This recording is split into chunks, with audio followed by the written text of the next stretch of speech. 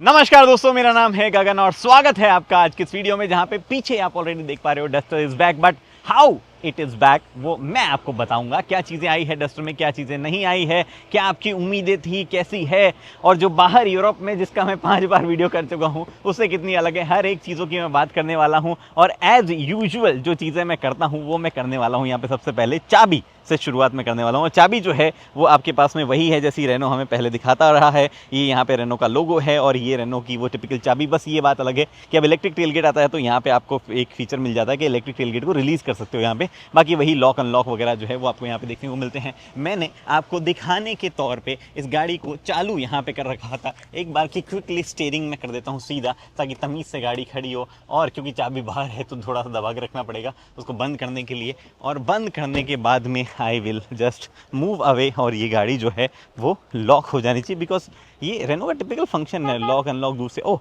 नया हॉर्न जो है इन्होंने ऐड किया है। अब ये क्या नज़दीक आने पर अनलॉक होती है नहीं होती है, ये सिस्टम या तो अंदर से डिसेबल होगा या एक्चुअली रेनो ने दिया नहीं है, वो मैं बाद में अंदर से देख के बताऊंगा आपको। बट फिलहाल के लिए हम जो है टिपिकल चीज़ों की बात करते हैं कि क्या अनलॉक बटन दबाए रखने पर विंडोज़ रोल डाउन होती है। बिल्कुल, सनरूफ खुलती है, सारी विंडोज़ रोल डाउन होती है। बिकॉज सारी विंडोज़ जो है वो वन टच अप डाउन के साथ में आती है, तो वाला फंक्शन यहाँ पे मिलता है। और सिमिलरली अगर आप लॉक बटन दबा के रखोगे तो सनरूफ भी बंद हो जाएगी और बाकी चीज़ें भी जो हो जाएगी। एक्चुअली सनरूफ बंद हो नहीं रही है, तो मुझे लगता है सनरूफ बंद करने का ऑप्शन नहीं दिया है ना, दिया है। दूसरी बार दबा के रखना पड़ेगा आपको, सनरूफ जो है वो धीरे धीरे बंद हो जाएगी। और सनशेड लगता है नहीं लगता है वो भी हम देख लेते हैं। यहाँ पे सनशेड भी जो है वापस लग रहा है। ब्रिलियंट, जिस तरीके से सोच रहा था वैसा ही काम कर रहा है, बहुत ही बढ़िया। अब बात करते हैं बाकी चीज़ों की कि क्या चीज़ें नई मिलती है, क्या चीज़ें जो है वो यहाँ पे अलग हुई है। तो सबसे पहले अगर आप यहाँ पे देखो तो ये लाइट मिलती है। ये एलईडी डीआर है, एलईडी लाइट, सारी एलईडी लाइट है। ये हाई बीम है, ये 2 लो बीम है। उसके बाद में इधर एयर वेंट्स दिए गए हैं जो कि एक्चुअली फंक्शनल है, पीछे की तरफ हवा फेंकते हैं। यहाँ पे आपको दिया गया है पार्किंग सेंसर जो कि 6 है, साइड में भी दिए गए हैं। कोई भी ऐसा ऑटो पार्क वगैरह सिस्टम नहीं आता है, दिए भले यहाँ पे 6 दिए गए हैं। आजकल सिरोस में भी 6 दिए जाते हैं बट उसमें भी ऑटो पार्क वगैरह ऐसा कोई सिस्टम नहीं आता है। यहाँ पे आपको एलईडी फॉग लैंप मिलते हैं। अब जो आप दुनिया भर की वीडियोस देख पा रहे थे यूरोपियन डस्टर की, जो कि इंस्टाग्राम वगैरह पे वायरल हो रही थी कि डस्टर ऑल व्हील ड्राइव कर रही है, आ गई इंडिया में। ये दिखती वैसी है बट ये बहुत अलग है। इसका प्लेटफॉर्म अलग है, इसका इंजन ऑप्शंस अलग है, ये ऑल व्हील ड्राइव नहीं आती है। हर एक चीज़ की बात करते हैं धीरे धीरे। यहाँ पे लगा हुआ है 225/55 R18, ये टायर साइज़ जो है वो लगी हुई है और बढ़िया दिख रहे हैं व्हील्स। हालांकि एक चीज़ मैं आपको बता दूं, ये जो आप देख पा रहे हो duster iconic, this is a special edition जो आप यहाँ पे देख पा रहे हो। तो ये जो डस्टर लगा हुआ है इसमें जो ग्रीन इंसर्ट्स दिए गए हैं, ये स्पेशल एडिशन का पार्ट है। स्पेशल एडिशन के बियॉन्ड ऐसा नहीं आएगा, वो सिल्वर विल्वर टाइप की आएंगे। और यहाँ पे रेनो इज़ प्लानिंग कि आप इसको कस्टमाइज़ कर सको अपने हिसाब से, वैसा कुछ ऑप्शन जो है दिया जाए तो वो भी एक पॉसिबिलिटी है। हालांकि मेरे ख्याल से पैसे वाला सिस्टम तो डेफिनेटली अंदर दिया गया होगा, बिकॉज इसमें कोई भी रिक्वेस्ट सेंसर नहीं है, तो वो रेनो जो है जो कर नहीं सकता है। मैंने खोला इसलिए ताकि मैं हज़ार्ड लैम्प बंद कर दूँ।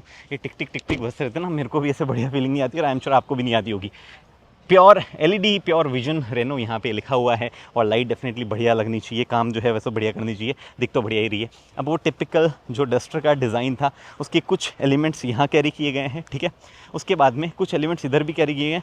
ऑलमोस्ट सेम साइज़ जो पहले वाले डस्टर है उसके थोड़ा बहुत ऑब्वियसली डिज़ाइन कैरेक्टरिस्टिक्स मिलते हैं, बट फ्रेम अलग है, सारे बॉडी पैनल अलग है, इंटीरियर एक्सटीरियर सब बदला हुआ है। सबकी बात करेंगे रियर में, आपको दिख पा रहा है यहाँ पे ये दिया गया है पीछे डिस्क ब्रेक। और ये जो गाड़ी है ये बीच वाले इंजन के साथ में आती है। बीच वाले से मेरा क्या मतलब है वो मैं आपको समझाता हूँ, बट पहले यहाँ पे देख लो टर्बो 160 लिखा हुआ है। रियर से कुछ ऐसी दिखती है। अगर मैं करूँ इसको अनलॉक तो ये लाइट जो है वो ग्लो अप होनी चाहिए। एक्चुअली अंदर से लाइट बंद है शायद, नहीं लाइट तो बंद नहीं है बट लाइट ग्लो नहीं होती है क्या, ऐसा कोई फंक्शन नहीं आता है।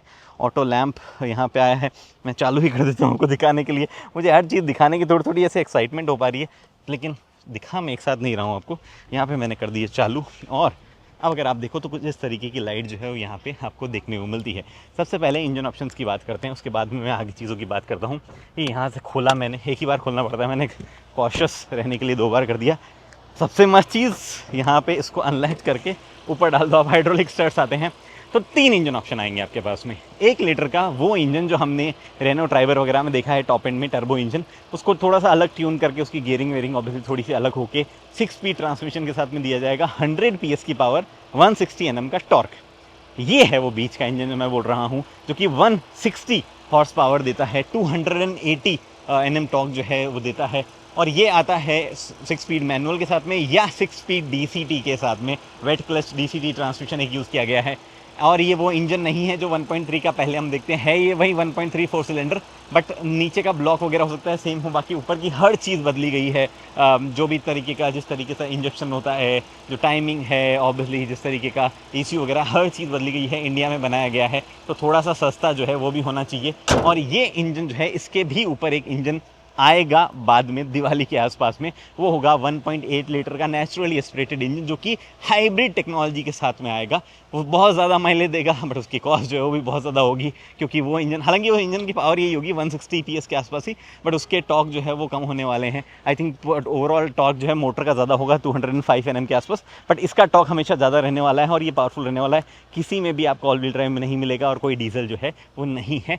ऑब्वियसली E20 कंप्लेंट सारे मिलेंगे आपको यहाँ पे देखने को, और लोग ऑलरेडी E27 की बात करने लगे हैं। मत करो अभी तक, तो अभी E20 रहने दो इनको ज़्यादा। अभी E27 वगैरह जो है इतना अर्ली हो नहीं रहा, और होगा तब भी it should not be a big deal. Government वैसे भी E20 में आप देखा हो ना, तो हर जगह शायद अब 20% इथेनॉल वाला सिस्टम मिल नहीं रहा है। कुछ कुछ जगह मुझे कम देखने को मिल रहा है, हालांकि इस पर वेरीफाई करेंगे, इस पर मैं ऐसा नहीं बोल सकता, वेरीफाई करूँगा मैं कि कितना कहाँ कैसे मिल रहा है। एनीवे, फिलहाल जो है अंदर जंप करूँ उससे पहले मैं आपको दिखा दूँ कुछ कुछ चीज़ें, जैसे कि ये रूफ रेल आपको मिल रही है डस्टर के साथ में, आप यहाँ पे माउंट कर सकते हो, रूफ रेल को यूज़ कर सकते हो। ये रेनो ने कहा है, गैंग ऑफ डस्टर उनका एक ग्रुप हुआ करता था, उसको बहुत ज़्यादा हाईलाइट किया गया अभी अनवील वाली इवेंट पे, और कहा गया कि हम उसको वापस से ज़िंदा करेंगे, और उसके साथ में टेंटिंग, कैंपिंग टेंट वगैरह काफ़ी सारे और भी चीज़ें दिखाई गई। यहाँ पे आपके पास में 360 डिग्री कैमरा का साइड कैमरा है, ये आप देख पा रहे हो। यहाँ ORVM पे LED वाला सिस्टम जो है वो भी दिया गया है। और इधर कुछ दिखाना है मुझे नहीं, यहाँ पे एक्चुअली कुछ नहीं दिखाना था मुझे, सीधा चलना है आपके साथ में अंदर। अंदर चीज़ें बहुत बदली है एक्चुअली। रेनो जिस हिसाब से करता है, हमें लगा था छोटी मोटी इधर उधर चीज़ें छोड़ेगा, ये सब करेगा। मैं काफ़ी ज़्यादा इम्प्रेस्ड हूँ, लेकिन कुछ कुछ चीज़ें हैं जो कि और ज़्यादा डिमांड लोग करेंगे, और मैं भी आपको बता दूंगा क्या चीज़ें कैसी मुझे लग रही है। सबसे पहले इधर अगर आप देखो, यहाँ पे सॉफ्ट टच है, ये भी आपके पास में थोड़ा सा हार्ड यहाँ दिया है, यहाँ पे भी सॉफ्ट टच है। यहाँ पे आपके पास में कार्बन फाइबर फिनिश जो है वो दी गई है, और ये पूरा जो है ओवरऑल थोड़ा बिजी और थोड़ा अजीब सा लग सकता है, बट जब वो नॉन आइकॉनिक एडिशन आएगा और उसमें ये कलर कॉम्बिनेशन थोड़े कम होंगे, it will look much better I believe. One touch up down सारा दिया गया है, यहाँ पे ORVM के कंट्रोल दिए गए हैं, ये पीछे का लॉक करना आपको चाइल्ड सेफ्टी वाला सिस्टम तो वो दिया गया है। यहाँ पे आपके पास में 2 लीटर की बॉटल तो नहीं आ पाएगी, 1 लीटर की बॉटल, और बहुत सारा स्पेस इधर भी है, इधर भी एक्चुअली स्पेस दिया गया है। तो स्पेस का यूटिलाइजेशन तो काफ़ी सही किया गया। अंदर भी जो है रिब्स दी गई है ताकि कुछ भी अगर अटकाना हो तो अटक सके, हालांकि it is all hard plastic, तो बजेगा वैसे ना ही। सेगमेंट में मैं सॉफ्ट की उम्मीद कर रहा था। ये आपके पास में ऊपर यहाँ पे भी सॉफ्ट टच है, ये carbon fibre finish, AC went जो है इधर दिया गया है। भाई इनमें से ये जो बटन है ना, गजब चीज़ है, मैं बताऊँगा क्या है। ये खाली छोड़ा हुआ है बटन, ये क्यों छोड़ा हुआ है मुझे नहीं पता, बट यहाँ पे आपके पास में हेडलाइट लेवलिंग जो है वो आप इससे कर सकते हो, and this is for automatic engine start of वाला सिस्टम जो है वो करने के लिए। ये आपके पास में दिया गया है ऑटो होल्ड एक्टिवेशन के लिए, और ये आपका पार्किंग ब्रेक हुआ, ये हुआ बूट रिलीज वाला सिस्टम। बट ये हाईलाइट चीज़ है, मैं इसके बारे में भी बात करूंगा क्या है ये।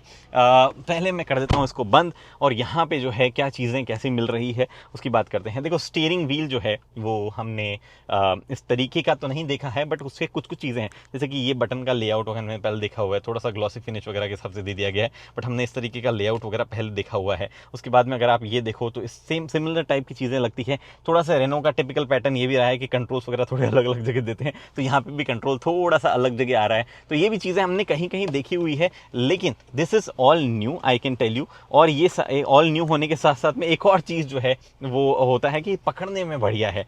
अब बात करते हैं क्या क्या चीज़ें नई है। इधर सारे क्रूज कंट्रोल से रिलेटेड चीज़ हो गई, ठीक है। और आपको अभी भी ऑब्वियसली मोड मिलता है लिमिटर और क्रूज कंट्रोल का, बहुत ही बढ़िया। Renault was among the first company जो ये देने लगी थी, और अभी भी वो दी जाती है। कमाल चीज़ यहाँ पे है ये। उसके बाद में आपके पास में ये जो आपका पार्ट है इधर, ये MID से रिलेटेड कंट्रोल्स इधर हो गए हैं, और ये आपका वॉइस कमांड हो गया, कॉल वॉल का हो गया। म्यूजिक बंद चालू किधर से करेगा बंदा, एक तो शॉर्टकट बहुत ही बढ़िया यहाँ दिया गया है, ठीक है। स्क्रीन भी बंद हो जाती है, इसको दबा के रखोगे तो स्क्रीन बंद हो जाएगी, और अगर आप ना दबा के रखो, मतलब एक बार दबाओगे तो ऑप्शन होते हैं कि क्या करना है आपको। And then there is this volume control, but actual volume control for driver is here, नीचे की तरफ यहाँ छुपा हुआ है। और ये पीछे एक नॉब दिया हुआ है जिसको आप ये देखो, आवाज़ कम ज़्यादा हो रही है।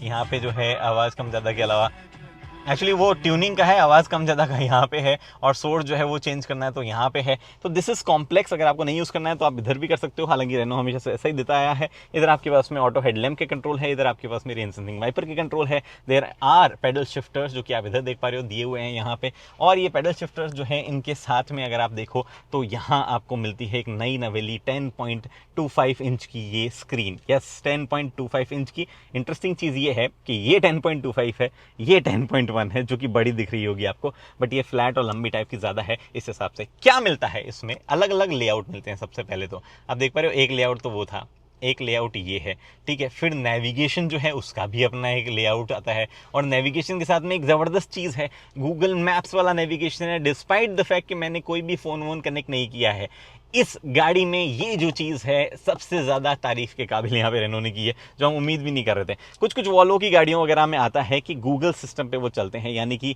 आप अपनी गूगल आईडी वाईडी साइन इन कर दो और कई चीज़ें इसके अंदर ही सीधी आ जाती है। आपका यूट्यूब उस हिसाब से कस्टमाइज़ हो जाता है, आपके गूगल मैप्स उस हिसाब से कस्टमाइज़ हो जाते हैं। रेनो ने वो सेम चीज़ ला दी है। तो यहाँ पे आप अपनी गूगल आईडी वाईडी साइन इन कर दो, उसके बाद में कई ऐसी चीज़ें हैं जो डायरेक्टली गूगल से लिंक्ड होकर चलेगी। अगर आपको चाहिए तो आप एंड्रॉइड और एप्पल कारप्ले अभी भी कनेक्ट कर सकते हो अपने हिसाब से, बट अगर आपको नहीं चाहिए तो आप प्ले स्टोर वगैरह, आपके कई apps, Amazon music, Google maps वगैरह वगैरह, प्राइम वीडियो, यूट्यूब म्यूजिक वगैरह वगैरह, सब जो है आपके गूगल अकाउंट से लिंक होके चल जाएंगे।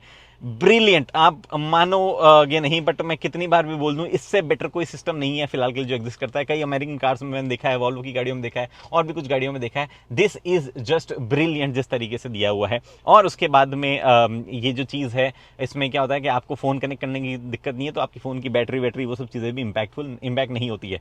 हालांकि फ़ोन वोन कनेक्ट करने के हिसाब से आपको वायरलेस चार्जिंग और आपको जो है टाइप सी वगैरह दिए गए हैं। आप टाइप ए कहीं पे भी नहीं आती है, 12V सॉकेट यहाँ पे है। बट एक बार की मैं इस पे वापस आता हूँ, जो मैं बता रहा था आपको कि ये गूगल मैप्स वगैरह वाला सिस्टम यहाँ पे मिलता है। अगर आपको चाहिए तो लेआउट आप एडजस्ट करते रहो, नहीं भी चाहिए तो इधर वाले सेक्शन में आपको क्या इन्फॉर्मेशन देखनी है वो भी आप देख सकते हो, उसको गायब भी कर सकते हो कि मुझे उधर कुछ भी नहीं देखना है, तो वो वाली चीज़ें भी हो सकती है। यहाँ पे ट्रिप और tyre pressure, eco monitor, audio ये सब चीज़ें, बेसिक चीज़ें यहाँ पे आती है।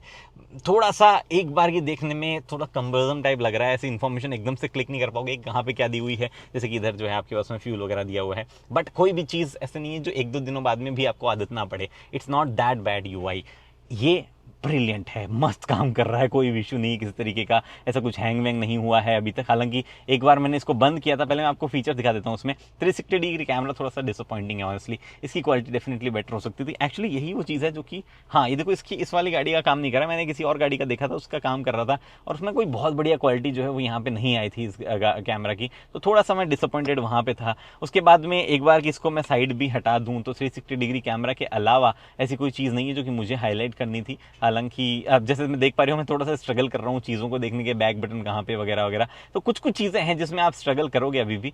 और मैं एक्चुअली पीछे कैसे आऊँगा, एक सेकंड में पीछे कैसे आऊँ इसमें से, मैं हो गया अभी मैं ड्राइव करने लग जाऊँ कुछ और करूँ तो मैं पीछे कैसे आऊँगा इसमें। सी देयर इज दिस थिंग, कुछ कुछ चीज़ें अभी भी सॉर्टेड नहीं है, जैसे कि एक डायरेक्ट होम बटन जो है वो दिया जाना चाहिए, जो कि यहाँ पे मिसिंग है। ये कुछ चीज़ें हैं जो कि मैन्युफैक्चरर्स को एक्चुअली हैंग ही हो गई है स्क्रीन, मुझे लग रहा है हैंग हो गई है। मैं इसको बंद करता हूँ यहाँ से, अगर आप लगातार दबा के रखोगे तो इट विल टर्न ऑफ, फिर ये चालू कर दो, थोड़ा सा दबा के रखो, थोड़ी देर बाद में वापस चालू होती है। मैं बाकी चीज़ों की बात करूंगा तभी चालू होगी। ये जब प्रोडक्शन होके लोगों के पास आए तो वैसे नहीं चलनी चाहिए। देखो ये धीरे से चालू हुई, 360 डिग्री कैमरा भी अभी चालू हो गया, तो ये अब वापस इसको लोड होने दो। गूगल का सिस्टम है, थोड़ा लोड होने में वैसे भी टाइम लेगा, तो वो भी एक रीज़न है इसका स्लो होने का।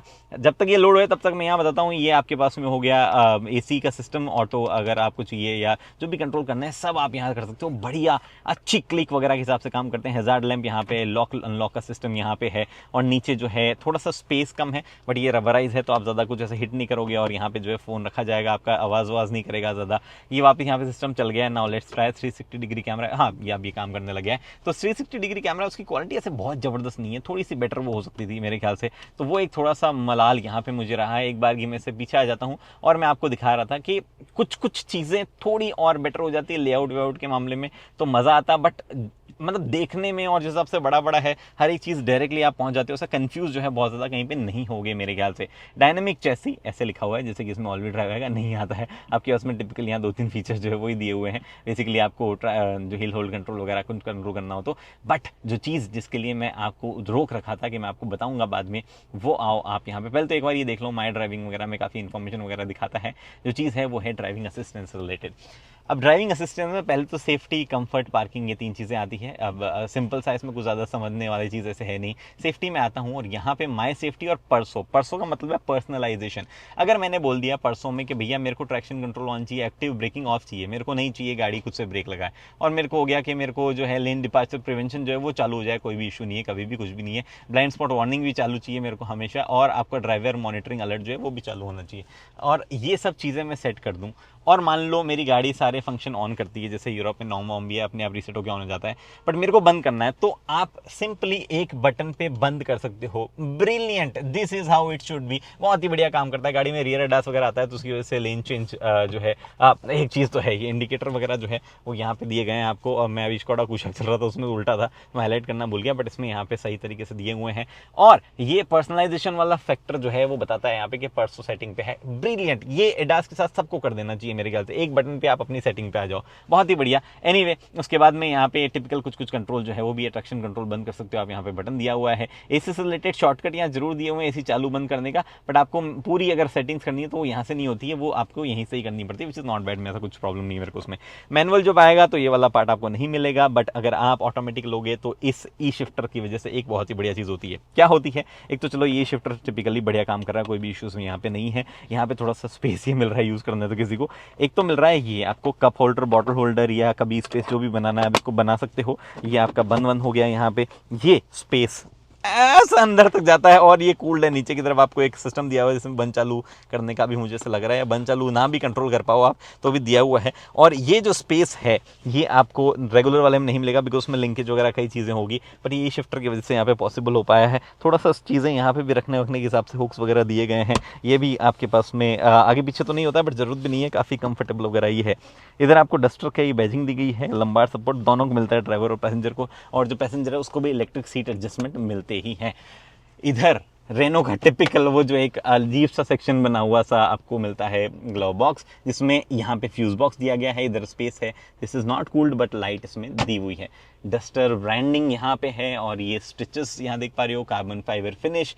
ये थोड़ा सा बेटर मेरे ख्याल से कॉम्बिनेशन हो सकता था। रेगुलर डस्टर जो आएगी, मतलब नॉट द आइकॉनिक एडिशन, वो कैसे दिखेगी मुझे वो देखने में अब ज़्यादा इंटरेस्ट है, but otherwise the cabin really look little modern. ऐसा नहीं है पुराना रेनो के टाइप पे हो गया, थोड़ा सा ये ड्राइवर की तरफ टिल्टेड है।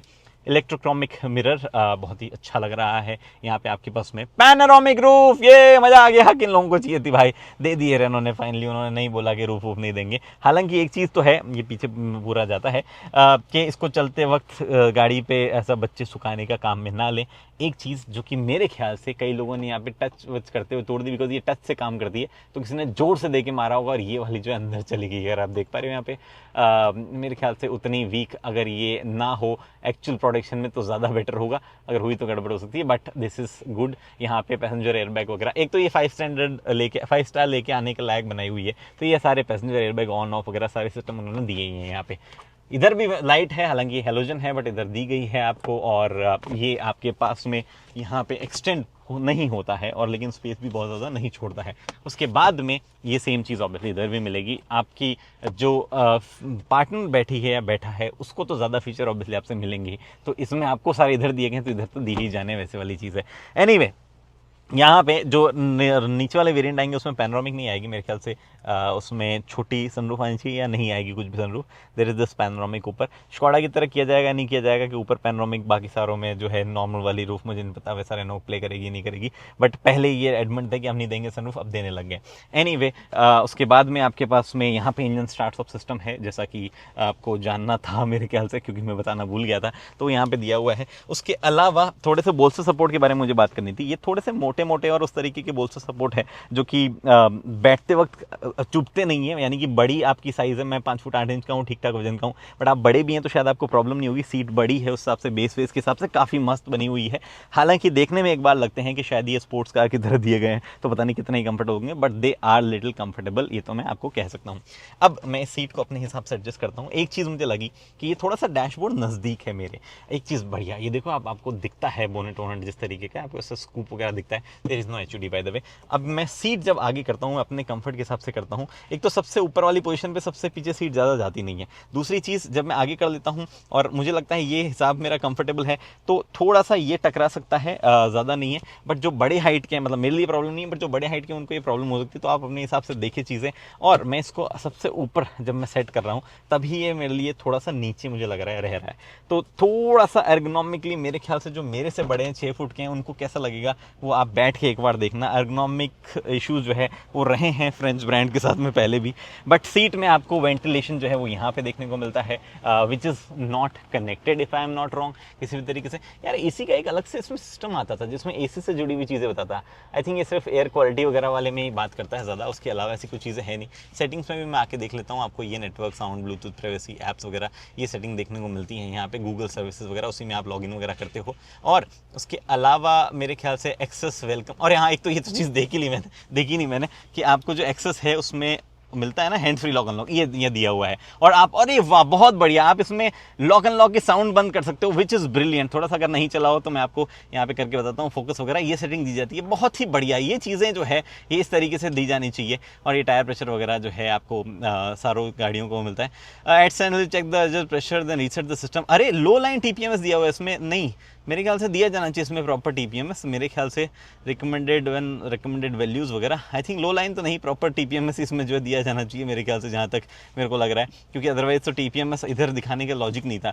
एनीवे फिलहाल के लिए बहुत सारी और सेटिंग्स भी है जो कि मैं आपको बाद में ड्राइव के हिसाब से दिखाऊंगा। फिलहाल मोटा मोटी मैंने ऊपर से दिखा दी है। एनीवे ये चीज़ों के साथ में मैं एडजस्टमेंट इधर किया मैंने। ये आपके पास में सीट ऊपर नीचे आगे पीछे और ये रेक्लाइन का पोजीशन, लेकिन इनको सेट करके मैं पीछे जाके बताना चाहता हूँ कि पीछे कितना स्पेस इस गाड़ी में बचा है। और ये यहाँ पे दिया हुआ है लिट ओपन, थोड़ा सा ये इसमें पीछे कुछ ना कुछ रिब्स वगैरह नहीं दी हुई, तो ऐसे हो सकता है ये स्नैप हो जाए। बट पीछे क्या सिस्टम कैसा है, बैठ के फर्स्ट इंप्रेशन एक्चुअली ठीक है। 5 फुट 8 इंच के हिसाब से डिसेंट हाई सपोर्ट भी मिलता है। उसके अलावा यहाँ पे जो है बढ़िया स्पेस इधर भी देखने को मिल पा रहा है। यहाँ पे 2 फ़ोन रख सकते हो या फिर आप मैगजीन टाइप कुछ रखना चाहो। AC वेंट है, यहाँ पे 2 आपके पास में अवेलेबल है USB-Cs, और ठीक ठाक हम्प जो है बीच में दिया गया है, जो कि एक्चुअली नहीं होता। तो 3 लोग यहाँ कंफर्टेबली बैठ पाते, शायद नहीं, शोल्डर रूम उतना नहीं है कि 3 लोग पीछे कंफर्टेबली बैठ पाते। 3 लोगों के लिए हेड रेस्ट, 3 लोगों के लिए आपके पास में सीट बेल्ट, बीच में अगर नहीं बैठ रहा है कोई तो आर्म रेस्ट जिसमें कप्स और यहाँ पे फ़ोन डाल सकते हो, वो सब सुविधा दी गई है। This is not reclining types, थोड़ा सा बोस्टर वगैरह। देखो 4 लोगों के लिए तो गाड़ी बहुत कंफर्टेबल होने वाली है, ये मैं कह सकता हूँ। अच्छा खासा कंफर्ट होने वाला है, सस्पेंशन बढ़िया, सीट भी थोड़ी सी गद्देदार वैसे दी हुई है, और बढ़िया सिस्टम यहाँ पे किया हुआ है। बच्चा बीच में बैठ जाए फिर भी ठीक है, बट 5वां पर्सन अगर सेम एडल्ट है तो फिर तो मुश्किल जो है मामला हो सकता है। बट क्योंकि सीट रेक्लाइन फंक्शन नहीं दिया गया है, कुछ भी नहीं दिया गया, तो बूट स्पेस वगैरह में क्या कुछ चीज़ें आगे पीछे है, वेल वहाँ पे कॉम्प्रोमाइज़ तो कुछ नहीं है, मुझे पता है। इलेक्ट्रिक टेलगेट मिलता है, 700 लीटर्स का बूट स्पेस मिलता है अगर आप फ्लोर से लेके ऊपर तक नापो, बट हमें नापना है सिर्फ अंदर का यहाँ पे, तो वो आपको 518 लीटर का बूट स्पेस यहाँ पे मिलता है। और वो 518 लीटर का बूट स्पेस कैसे मिलेगा, ये आपके पास में पहले आप देख लो, यहाँ पे फुल साइज टायर आ सकता है, बट आपको मिलता है सिर्फ टायर रिपेयर किट जो है वो मिलता है, स्पेयर व्हील नहीं दिया जाता है। बट 518 यहाँ से टॉप से ऊपर तक है, मतलब बॉटम से टॉप तक है, और काफ़ी अच्छा स्पेस है। ये किट्स इनकी ना एक्सेसरीज आती है बाहर वाले डस्टर में, आई डोंट नो वो इंडिया में लाई जाएगी नहीं लाई जाएगी, बट बाहर वाले डस्टर में एक्सेसरीज आती है और बहुत ही बढ़िया एक्सेसरीज वो आती है, बट यहाँ पे मुझे लगता है वो लाई जाएगी। हाउएवर अगर आप देखो चीज़, एक और चीज़ मुझे पता नहीं, हाँ यहाँ पे आपके पास में अवेलेबल है स्पेस थोड़ा सा सामान वामान रखने के लिए, और थोड़ा सा इधर भी नहीं, यहाँ पे कुछ नहीं था, इसके अलावा कुछ नहीं था जो मुझे हाईलाइट करना था। सेम ही आएगा, कुछ मैं भूल रहा हूँ। हाँ ये चीज़ें यहाँ पे थोड़ा ये वेंट वगैरह, ये हुक्स वगैरह, ये सब चीज़ें दी हुई है। And there is no space subwoofer वगैरह टेकिंग कहीं पे भी, बट सबवूफर वगैरह जो है हमें कहा गया था कि they will provide a subwoofer and amplifier. हालांकि म्यूज़िक सिस्टम से रिलेटेड बहुत ज़्यादा बात की गई नहीं है, तो पता नहीं वो कहाँ पे प्लेस होगा, ये तो जब गाड़ी लॉन्च होगी तब उस हिसाब से मैं देखूंगा। बट फिलहाल बात ये है कि हमारे पास में रेनो डस्टर फाइनली आ गई है। अब ये रेनो डस्टर जो फाइनली आई है उसके साथ में 1-2 चीज़ें और हुई है जो कि मुझे लगता है कि थोड़ा सेगमेंट को अलग से देखने की ज़रूरत आपको महसूस करवाएगी। वो ये कि देखो डीजल तो चले गए हैं, उनका दौर ही है, धीरे धीरे जाएगा। जो आखिरी कुछ डीजल बचे अगर आपको चाहिए तो आप ले सकते हो। हाइब्रिड जो है उनका दौर आएगा। रेनो शायद महंगा ही रख पाए, सस्ता ना कर पाए, बिकॉज वो इंडिया में बना नहीं रहे हैं उसको, लेकिन एट द सेम टाइम शोशाबाजी वाले फीचर्स जो है कोई भी प्रोवाइड नहीं किए गए हैं। तो फोक्सवागन, रेनो, ये जो भी यूरोपियन ब्रांड है, शोशाबाजी वाले फीचर्स के पीछे नहीं जा रहे हैं। चलाने में दिस शुड बी ब्रिलियंट, और ये वो प्रोडक्ट में आ गया है जो आपको ओवरऑल चलाने वालाने की फील में, इंजन के डिपार्टमेंट में बढ़िया लगने वाला है, बट कोई भी फील गुड फैक्टर या ऐसा शोशाबाजी वाली चीज़ नहीं देने वाला है। तो ये सेगमेंट इस तरफ जो है यूरोपियंस के लिए जा रहा है, इंडियन मैन्युफैक्चर सब कुछ देना चाह रहे हैं, और कोरियंस वोरियन जो है वो जो उनकी यूएसपी थी कि क्वालिटी वॉलिटी हर एक चीज़ की जो दी गई हो वैसे काम करना चाहिए, वो उस तरफ जा रहे हैं। देखते हैं मार्केट में क्या होता है चीज़ें, बट वो गाड़ी जिसने ये सेगमेंट टेक्निकली ढंग से खड़ा किया है, दैट इज़ बैक। और उसके बारे में ये सब चीज़ें, ये इन्फॉर्मेशन मेरे पास में फिलहाल इस वीडियो में इतना ही। उम्मीद करता हूँ वीडियो पसंद आई है, लाइक शेयर सब्सक्राइब आप कर सकते हो। अगली वीडियो तक के लिए दोस्तों हेलमेट पहनिए, सीट बेल्ट पहनिए, सुरक्षित चलिए। धन्यवाद।